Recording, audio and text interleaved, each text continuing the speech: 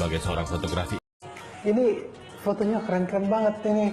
Ini salah satu kayaknya nih ya dari beberapa genre yang pernah kita bahas di Camp Talks. Ini adalah salah satu genre yang duitnya paling banyak.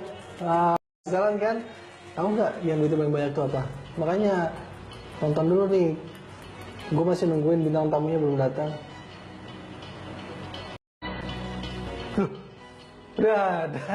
Udah ada Mas Klik udah datang nih. Halo Mas Klik, selamat datang. Halo Mas Arlan, terima kasih sudah diundang ke sini. Wah, senang hati nih teman-teman Camp Talkers nih, kemarin banyak yang nanya, tamu-tamu yang datang tuh banyak sekali genre-nya Mas. Dari portrait, food photography, kemudian ada stage juga, ada street photography. Nah, katanya tuh gosip-gosipnya yang paling banyak nih ya, selain wedding, pre-wedding, commercial photography. Makanya kita ngundang Mas Klik datang untuk hari ini kita ngobrol-ngobrol soal commercial photography. Commercial photography itu apa sih? Gimana sih kok bisa bayar mahal gitu sih? Wah, kita tanya aja nih. Habis ini kita minta traktir ya. Oke, Mas, kita mulai ngobrol-ngobrol nih. Siap. Mas Klik ini namanya sebenarnya siapa sih? Biasanya yang tahu nama asli saya biasanya orang finance ketika transfer. Loh, ini kok namanya ini gitu ya? Iya. Saya harus bayar ke siapa gitu? Ya biasa tahu mereka. Terus di dunia fotografi saya menggunakan nama Klik Broto. Klik Broto, sama kayak di Instagramnya ya? Iya, betul. Jadi kebetulan dari kecil orang tua sudah memanggil nama panggilannya Klik, walaupun di akte itu nggak ada. Oke. Tapi nggak tahu almarhum bapak saya kenapa lebih suka memanggil Dengan nama itu? Iya, dengan nama itu. Mungkin karena kami keluarga Jawa, Iya. Klik itu ya istilahnya anak laki-laki. Oh. Ya, kalau di Inggrisin boy lah. Oh boy, kalau Iya, bahasa Jawa Klik itu cowok. Kalau cewek apa nih? Bisa nduk, bisa wu. Oh, kayak gitu. Berarti kalau do gitu kalau ke cowok nggak wajar ya, nggak iya. bisa ya. Oh gitu, pantesan. Gitu. Nah, mulai nih awal mula terjun ke fotografi ya. Apakah langsung selesai sekolah langsung motret? Apa ada pilihan lain? Jadi sebetulnya dulu memang karena waktu SMA suka naik gunung terus juga udah capek-capek naik gunung nggak ada dokumentasi. Iya. Dulu masih kamera pocket, belajar dari situ, terus akhirnya SLR. Masih analog berarti ya? Iya, masih analog waktu itu. Terus setelah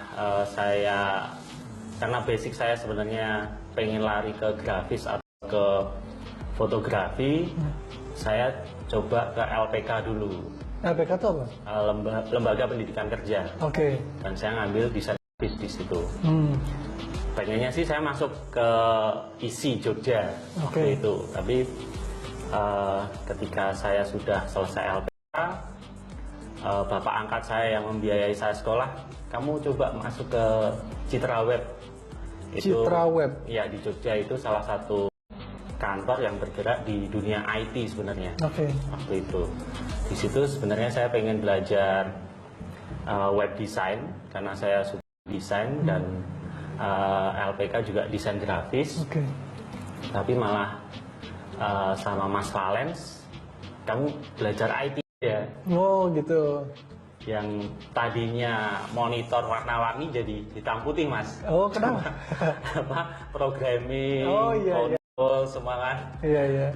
Di situ saya ya udah deh hitung-hitung pengalaman. Iya. Jadi akhirnya saya berkecimpung di situ selama 2 tahun.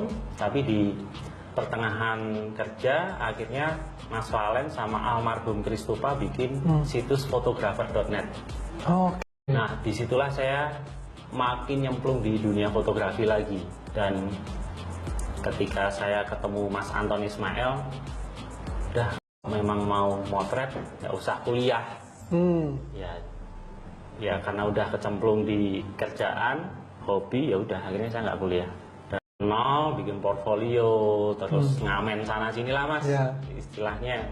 Nah, waktu ngamen itu lebih banyak fotoin apa Mas? Segala macam? Kalau ngamen sih lebih present ke agensi-agensi iklan. Oh, jadi memang udah ngejarnya ke komersial ya? Iya. Oke. Terus kebetulan dari teman-teman di Jogja dulu ada yang juga kerja di agensi iklan, akhirnya saya mulai masuknya dari situ, dari Oh, teman-teman dulu. Aku minta waktu presentasi di kantormu, Oke. kenal ke kreatif-kreatif, ke produser. Dari situ mulai freelance, terus akhirnya saya tertarik pas ya istilahnya ya bisnis ada naik turunnya lah Mas. Ya. Pas benar-benar di bawah kolaps itu, akhirnya saya nego ke Mas Anton, Mas aku boleh nggak gabung ke sini? Oke. Supaya aku belajar di dunia periklanan lebih bagus, ngatasin klien gimana sih, terus trik untuk kita lebih berkembang gimana di dunia iklan itu. Ya akhirnya Pak E, sebutannya panggilan untuk anak-anak ke Mas Anton tuh Pak E, akhirnya kamu adu sama teman-teman yang pengen associate di Third Eye juga. Oh, ditantang, jadi nggak langsung diterima gitu walaupun kenal ya? Iya. Oke. Akhirnya ya udah beberapa fotografer yang memang mau in-house di associate di Third Eye itu diketemukan ya, masing-masing presentasi di situ. Oke, jadi presentasi orang lain juga? Iya. Oh gitu. Terus? Ya udah kita diadu di situ, pas kebetulan akhirnya memilih saya untuk bergabung di situ. Jadi hingga detik ini saya masih associate di Third Eye. Nah itu waktu lagi diadu pitching presentasi itu ada berapa orang tuh Mas? Dulu sih ada 5 orang. 5 orang, yang diterima cuma 1? Iya. Oh gitu, hebat sekali. Ternyata saya penasaran nih, enakan buat Mas Klik, enakan kerja sendiri atau kerja bareng orang lain? Nah nanti kita tunggu jawabannya setelah yang satu ini. Terus modelnya, looknya minta yang seperti ini. Nanti dari wardrobe bajunya seperti ini, udah ketahuan dari.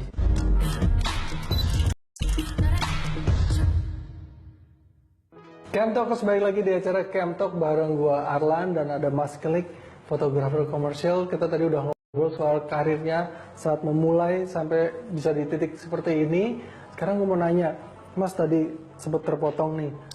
Enakan mana sih kerja sendiri sama kerja bareng? Sekarang bareng sama Third Eye Space. Keuntungan saya tergabung di Third Eye Space, saya di situ dijualin sama tim Third Eye, marketing Third Eye.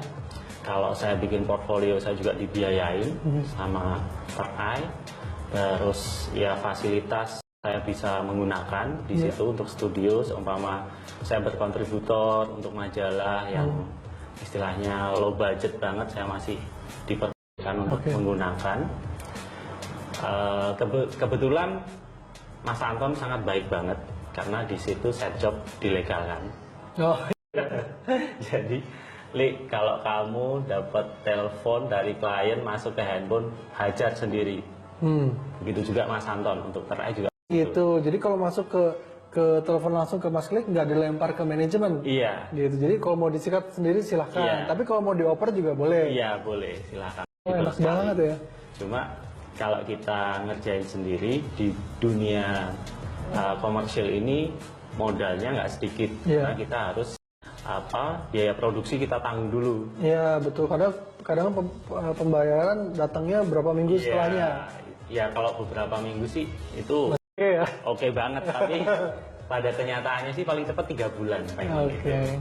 Sebenarnya cicilan tiap bulan ya. Iya betul Mas. Itu beratnya kalau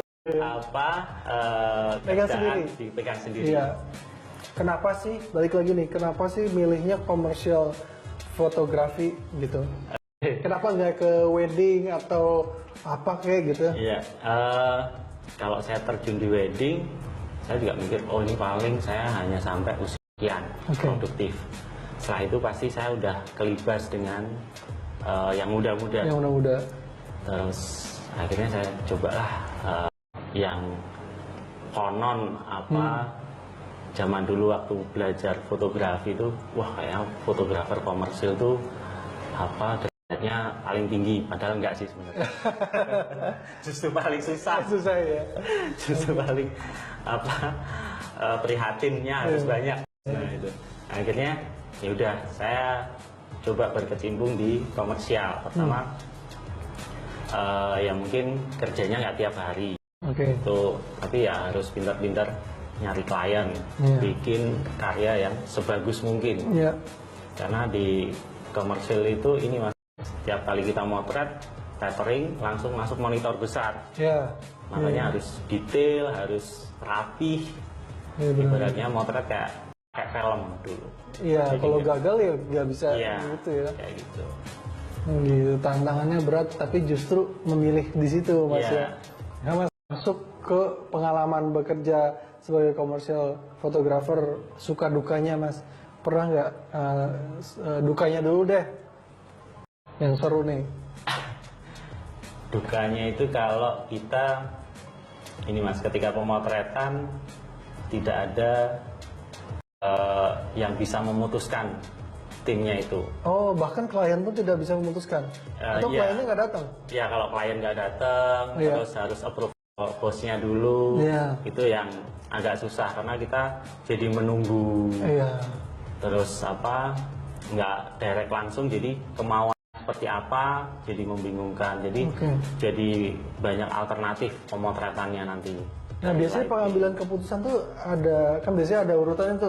Mungkin agensi dulu, dari agensi baru ke klien. Nah, biasanya itu kayak gimana sih? Ya, biasanya workflow di komersial tuh biasanya kita ada brief. Oke. Dapat brief dari agensi atau direct client. Ini pre-productionnya dulu ya. Oke. Nah, terus dari situ kita baru bikin action berdasarkan layout. Ya. Itu nanti produser nyari harga semuanya. Terus kita approval foto dulu. Oke. Setelah itu baru kita bikin photographer treatment. Jadi treatment kita sebagai fotografer nanti mengeksekusi layout itu gimana, paling efisiennya gimana, dan budget bisa masuk gimana supaya nggak bengkak nanti. Oke. Fotografer layout itu kepentingannya untuk tim produksinya atau untuk kliennya? Itu untuk tim produksi. Jadi Oke. kita udah dalam sebuah layout ini butuh properti apa saja. Oke. Terus modelnya looknya minta yang seperti ini. Oh nanti dari wardrobe bajunya seperti ini, udah ketahuan.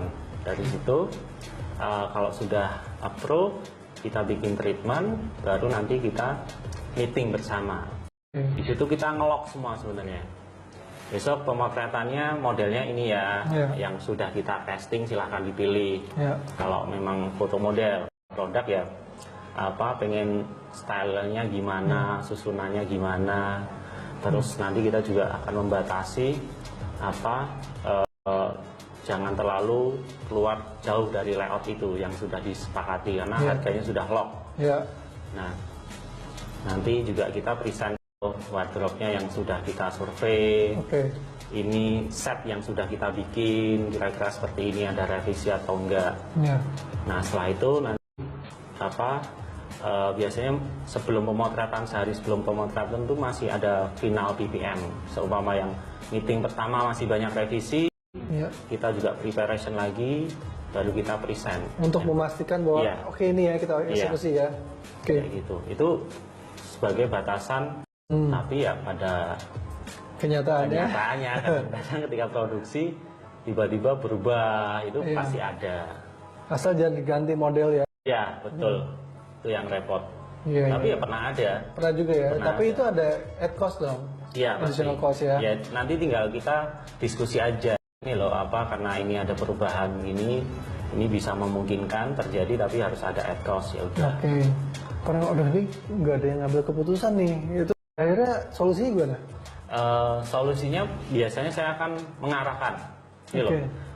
Dengan layout seperti ini, terus ini produk yang dijual itu pangsa pasarnya di kelas apa, Ya. kita harus bisa memberikan arahan.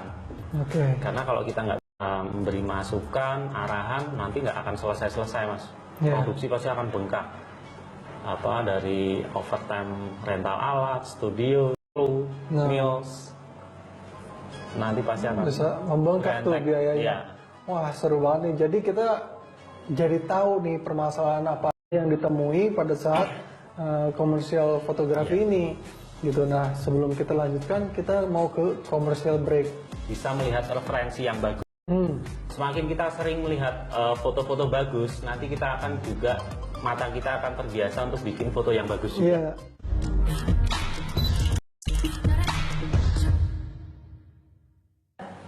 Camp Talkers, balik lagi di acara Camp Talk bareng gua Arlan, adalah The Mas Klik Commercial Photographer. Nah, tadi kita udah ngebahas soal kendala-kendala yang mungkin bisa kita temui pada saat project atau ada photoshoot untuk komersial gitu. Jadi ternyata lumayan rumit sebetulnya ya kadang-kadang ya. Dan kalau misalkan kita ada kondisinya, ide itu munculnya biasanya dari mana, Mas? Kalau seumpama project itu dari agensi dari agensi, tapi seumpama dari klien itu harus dari kita. Ya, dan itu pasti angkanya beda lagi ya. Oh iya, pasti ada kreatif ya. Dikit ya. Mas, nih kita tuh di segmen ini kita sering menerima banyak pertanyaan. Nah, pertanyaan itu kita udah kumpul, ada yang bertanya sehubungan A, sehubungan B. Kali ini kita ngumpulin pertanyaan seputar komersial fotografi. Oke. Jadi kita sebut namanya Camp Talk. Oke, Mas. Kita ada beberapa pertanyaan, ini kayaknya sih dari Instagram atau dari Twitter gitu ya. Jadi ada dari @mario_v. Iya. Saya mau nanya, apakah seorang fotografer harus pintar? Gimana ya? Jadi Mas silakan jawab. Ya kalau harus pintar, ya terutama pintar ngakalin sih. Sebenarnya ngakalin budget supaya masuk. Itu butuh skill dan butuh IQ juga ya. Harus bisa menerjemahkan layout kebutuhannya apa aja. Oke. Jangan sampai miss, karena ketika kita melihat sebuah layout, kalau kita belum tahu cara eksekusinya itu sangat riskan. Jadi kita harus pintar-pintar ngebaca layout ini.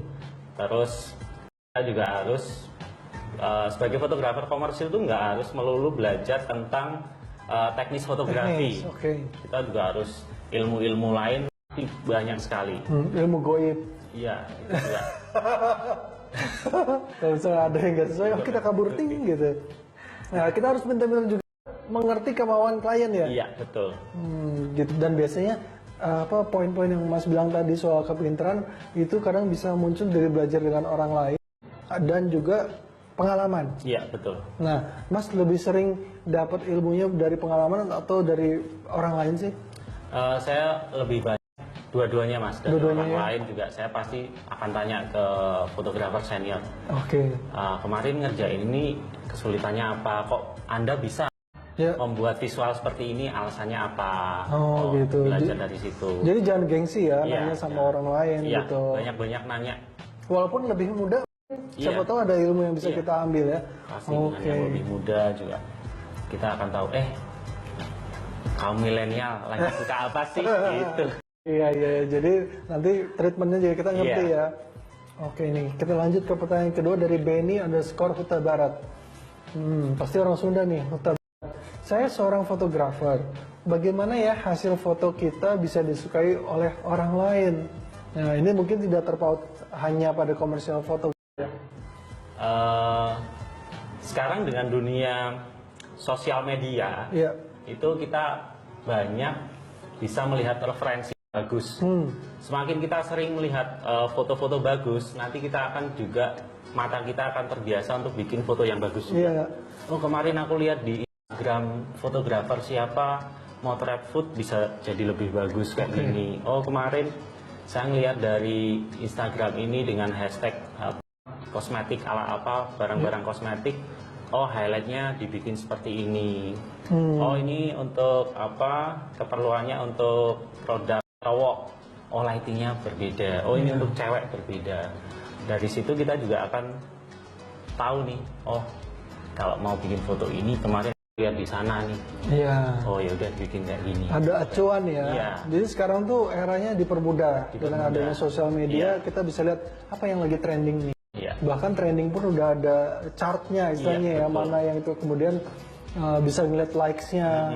Dan bahkan di Instagram pun udah ada akun-akun yang di kurator, dia mengkurasi hasil-hasil foto kemudian ditampilkan. Nah, dari situ kita bisa lihat, oh ini jadi benchmark. Oh, kayak gini tuh yang disukai sama orang. Gitu, Benny. Oke, yang ketiga, Cinta_Macinta. Ini Sunda banget ya, diulang-ulang namanya. Pekerjaan sebagai fotografer menjadi sukses tidak? kayak kita ini emang nggak kelihatan sukses apa? Nah, gimana mas? Kelihatan aja. Iya, gimana mas? Yang penting jangan lupa bahagia itu aja. Nah iya, yang penting itu pencitraan, kelihatannya bahagia kan. Padahal kan banyak yang belum terbayarkan. Gimana tuh maksudnya bahagia itu gimana? Kita happy aja jalaninnya. Ya, jadi setiap kerjaan tuh kalau kita enjoy, itu kerjaan akan asik. Saya lebih suka yang dapat klien yang bisa diajak kerjasama enak daripada yang bawel terus apa Udah kita, bawel nggak tahu maunya apa lagi. terus kita nggak dianggap manusia mungkin itu makanya apa ya kalau istilahnya kalau di komersil ini adalah kerja tim. Iya. Jadi kalau apa kita nggak bisa ngelit atau memimpin sebuah pemerintahan itu dengan bagus ya akan susah. Susah ya. Tapi untuk apa dikatakan sukses atau enggak sih ya Relatif ya. Iya relatif. Orang Jawa bilang yang penting dapur ngebul lah. Iya, yang penting itu. Jadi kalau sukses itu sebenarnya di bidang manapun relatif. Iya. Kalau ukuran kesuksesan kita adalah uang, ya mungkin susah juga Iya. ya. Gitu. Uang pun banyak atau enggak relatif. Iya. Kemudian happy yang paling penting ya. Iya itu. Oke. Yang terakhir nih dari Boni_Lewi. Saya ingin belajar serius fotografi, tapi sering banget jadi kayak males-malesan. Gimana merubah image tersebut ya? Waduh susah kalau situ hidupnya emang udah males-malesan mah. Iya.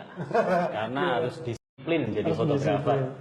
Karena kita seumpama motret nggak mungkin klien atau momen itu akan menunggu kita. Kita yang harus bangun lebih pagi. Kalau memang layoutnya pengen nuansa pagi, nggak Iya. mungkin kita bangun kesiangan. Apalagi kalau outdoor. Jadi disiplin itu penting sekali. Ya. Mas udah ada kode-kode lagi. Oh ya kode-kode ya. Oke. Jadi banget tuh ya tadi kata Iya, yang Mas penting Krik, disiplin. disiplin.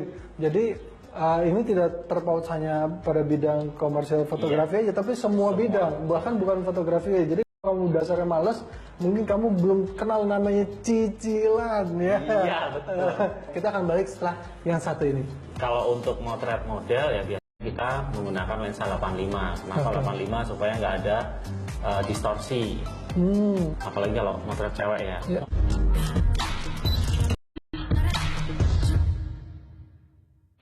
Halo Camtalkers, masih di Camtalk bareng Mas Krik. Kita ngebahas soal commercial fotografi. Nah ini pertanyaan-pertanyaan yang sering muncul nih di sosial media adalah pakai alat apa. Nah termasuk pakai untuk commercial fotografi nih. Iya. Biasanya ada pakai kamera apa aja sih dan kamera apa untuk apa, terus lensanya gimana? Kita ngomongin kamera dulu deh. Oke. Untuk kamera sebenarnya kalau di komersil ini ikut budget klien ya. Oke. Dan kebutuhannya itu nanti outputnya apa, itu yang terpenting. Kalau memang kebutuhan untuk billboard terus dicetak nggak begitu kalau yang di selebaran itu nggak butuh kamera yang besar banget sih. Bisa menghemat budget. Tapi kalau dicetak indoor dalam ruangan untuk etalase, nah itu yang butuh kamera yang besar. Karena DPI-nya semakin rapat.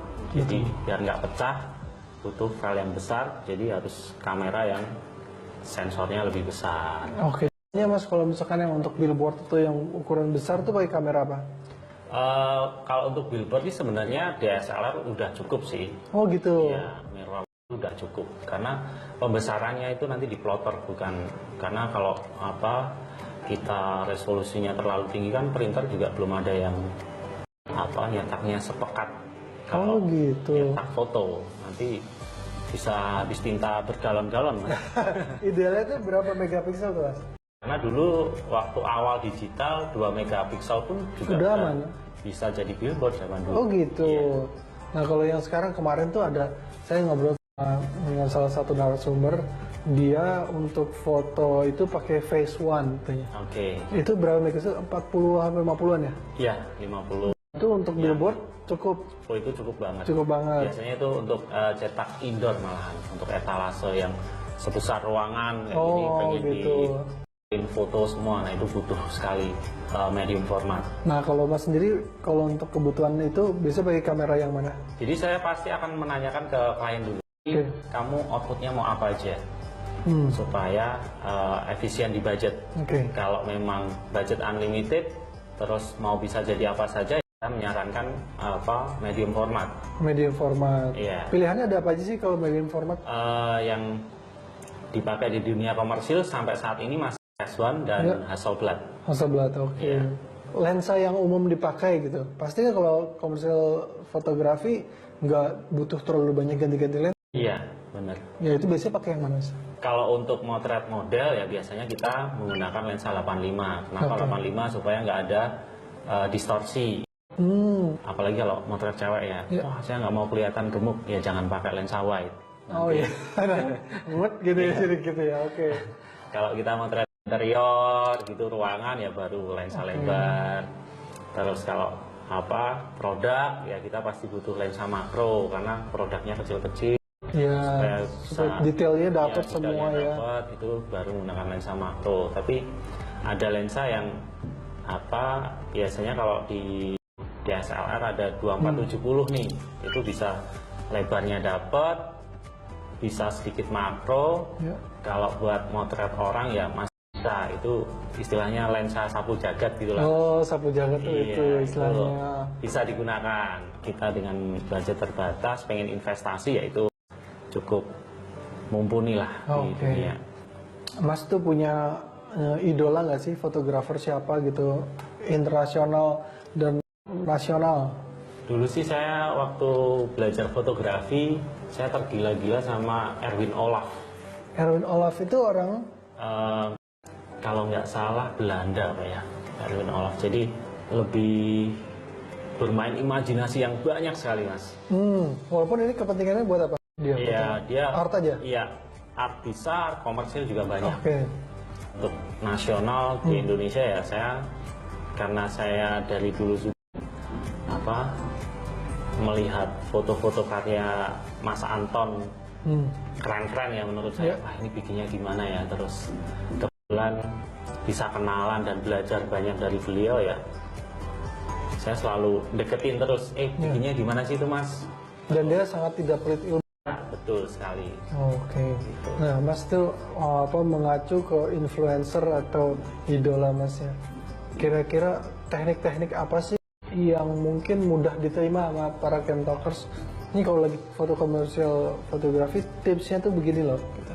Oke, kalau di dunia fotografi komersil kita lighting sih sebenarnya nggak harus banyak. Yang penting logika lighting jalan. Oke, logika. Logikanya seumpama shadow gitu, lebih enak kalau shadownya itu satu arah. Oke. Kalau shadownya, kalau kita ngeliat pertandingan sepak bola gitu, bayangannya jadi ada 5 Ada atau lima, ya.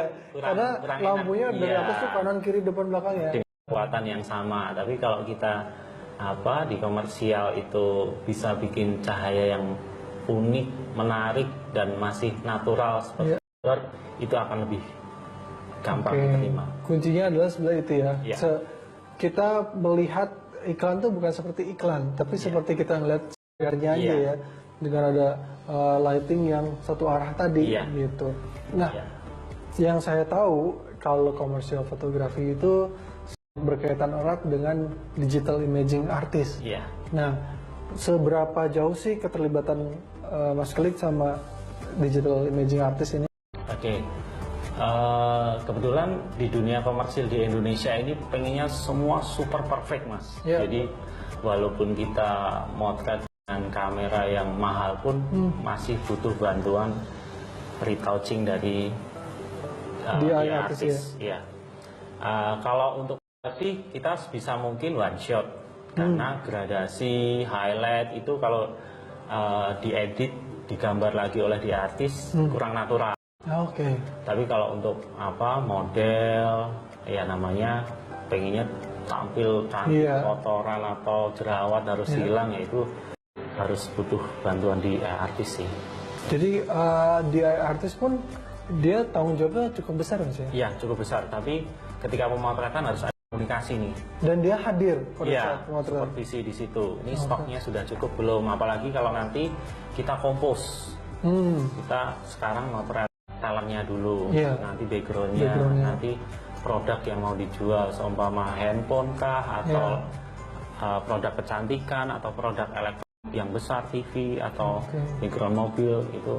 Jadi komersial fotografi salah satu kuncinya adalah kerja tim. Ya, Jadi betul. ada tim style, tim makeup, bahkan sampai tim digital imaging artist. Wah seru banget. Nanti kita akan ngobrol-ngobrol lagi soal semakin mendalam lah soal komersial fotografi setelah yang satu ini. Yang pertama itu cari backgroundnya dulu, Mas. Oh justru backgroundnya dulu yang Iya, dicari, itu bukan? harus lock dulu. Oke. Backgroundnya oke.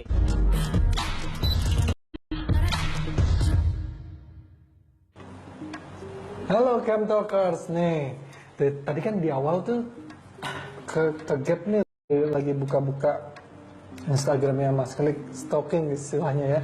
Nah terus udah gitu sekarang berkesempatan untuk nanya langsung soal foto-fotonya. Dari banyak foto-fotonya yang keren-keren, ada beberapa foto yang menarik perhatian gua nih.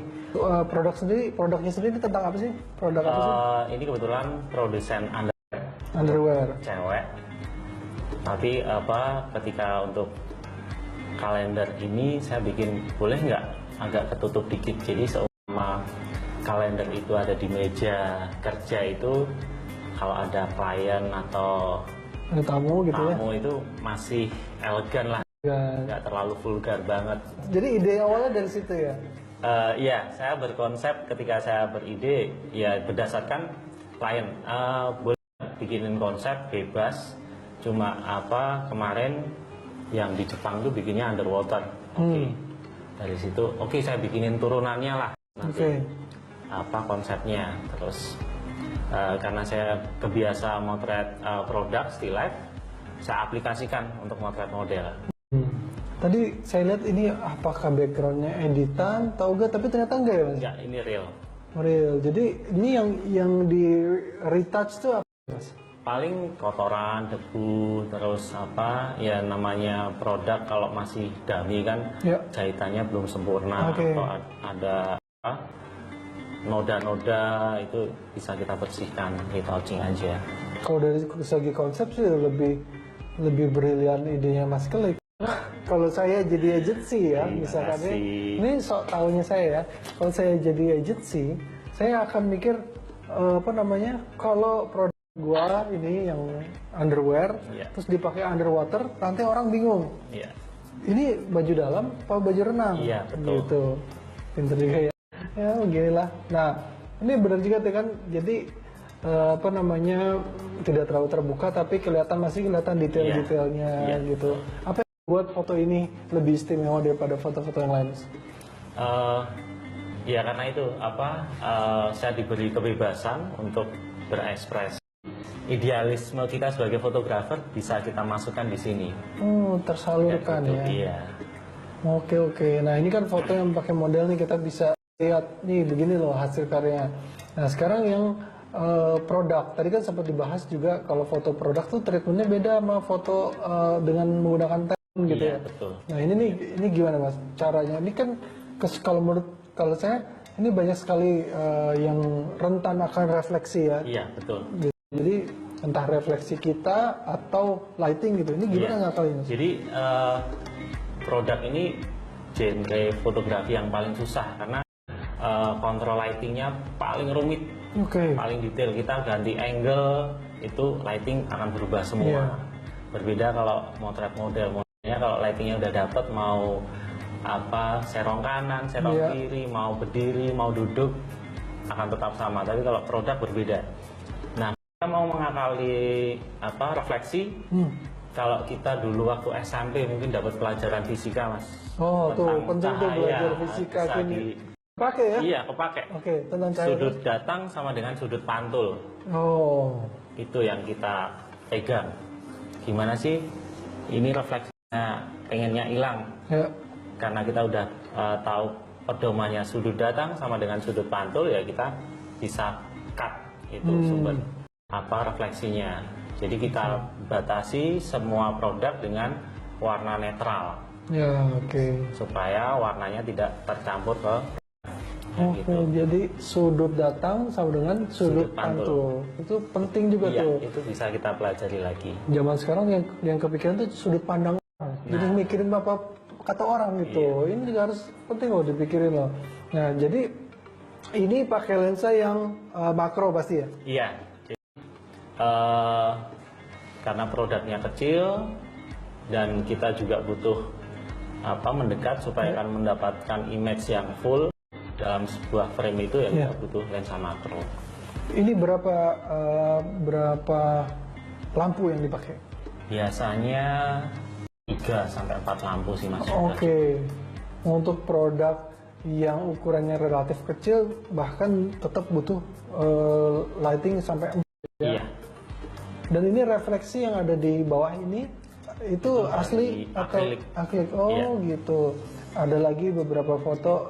Ini beberapa klien yang langganan sih ya. Iya. Ini ada berulang-ulang kali itu tandanya dia puas sekali Iya. makanya. Nah ini ada juga foto yang tidak brandnya. Berarti ini apa di mas artinya mas? Portfolio sih Mas. Karena kita sebagai fotografer komersil kita juga oke nih ada waktu luang nih lagi nggak job ya udah kita bikin portfolio. Kalau kita setiap bulan itu ada portfolio baru, Iya. itu menandakan kita produktif. Tuh penting juga tuh. Jadi jangan mikirin oh nggak ada duitnya ngapain Iya. kita gitu. Jadi katanya tuh kalau kita mengeluarkan 100% terhadap fotografi juga akan mengembalikan ke kita 100% atau bahkan lebih. Iya. Begitu. Nah ini gimana mas foto yang buat portfolio ini? Gimana sih tekniknya? Nah, ini kebetulan saya belum punya portfolio ini, terus saya ingat siapa ya temen yang punya motor bagus, yang fotogenik, yang jarang orang punya. Oh ternyata ada temen nih lagi hobi motor. Ya udah, coba telepon, boleh nggak aku pinjam motornya? Kamu sekalian jadi modelnya, Oh, buat menghemat biaya. oke. Akhirnya, ya udah boleh. Saya mintanya 1 malah dikasih 2 motor. Oh, tajir ya ini Iya. temennya ya. Minta 1 dikasih 2 lagi. Wah. Jadi teknik pemotretannya tuh gimana, mas? Dia foto biasa aja dengan lighting clean atau ada treatment khusus? Nah, kalau kita mau composing seperti ini, kita harus yang pertama itu cari backgroundnya dulu, Mas. Oh, justru backgroundnya dulu yang Iya, dicari itu harus lock dulu. Oke. Backgroundnya, oke, ini backgroundnya jalannya ini, mataharinya dari arah mana? Oh, dari background itu udah kelihatan nih Iya, mataharinya dari sebelah arah kanan sini ya. shadownya, Oke. ya, shadownya lari kemana? Dari situ, ketika kita lighting di dalam studio, ngikutin background. Oke.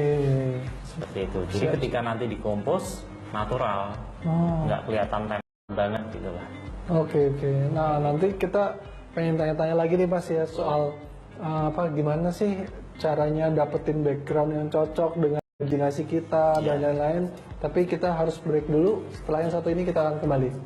Selalu mempercayakan kepada fotografer yang pernah membuat foto seperti layout. Oke. Pernah motret kosmetik? Oh pernah, ini portfolio.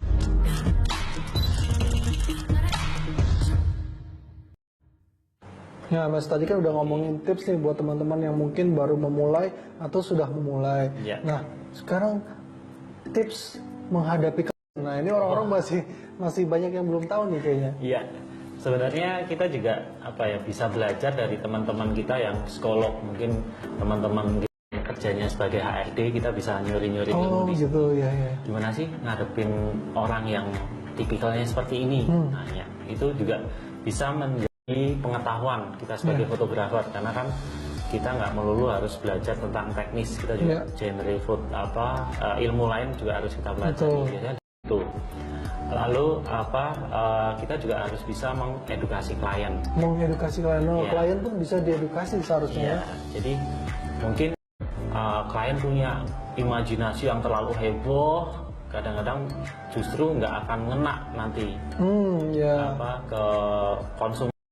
Oh iya benar-benar. Selain itu juga kita juga menyesuaikan dengan segmen pasar. Kadang-kadang klien bisa lupa juga ya. Iya, kalau kadang-kadang segmennya dia. kadang-kadang ini Produk ini harganya sebenarnya cuma 10.000, tapi kita bikin foto yang kesannya produk ini harganya jutaan. Orang pasti wah, belum tahu harganya udah mundur duluan nih, pasti mahal kayak gitu. Jadi kita juga sebagai fotografer komersil juga harus bisa memberikan masukan. Ini loh, apalagi kalau yang budgetnya minim, udah ini kita bisa simbolisasi dari sini kayak gitu.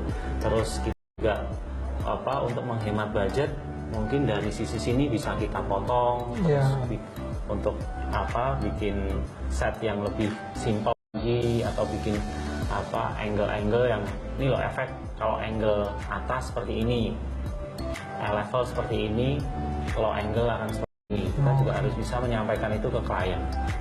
Tuh, jadi gitu. Klien tuh juga kita kadang-kadang bisa satu sisi membantu klien ya. Misalnya klien budgetnya cuma ada sekian, bukan berarti wah nggak bisa kalau gitu.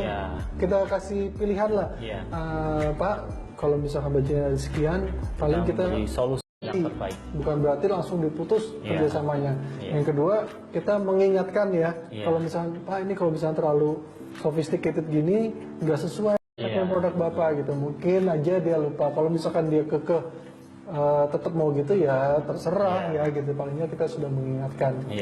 Nah, tadi ngobrol tuh kayaknya saya banyak sekali masukan. Nah, jadi kayaknya Mas tuh cocok banget nih kalau misalkan membagikan ilmu ke teman-teman yang lain.